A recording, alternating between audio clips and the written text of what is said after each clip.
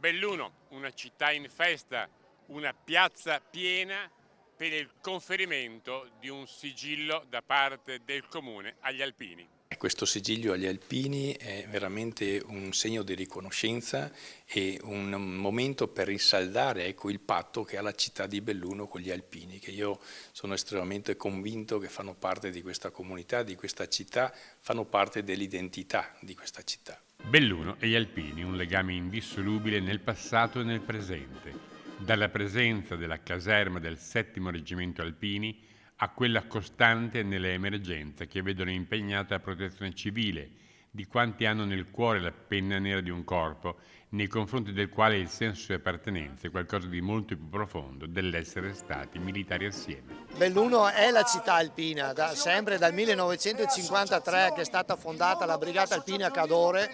Gli alpini ci sono sempre stati e di conseguenza anche tutti gli alpini in congedo, che una volta acquisiti i valori di una leva dove chiaramente ci siamo arricchiti in quello che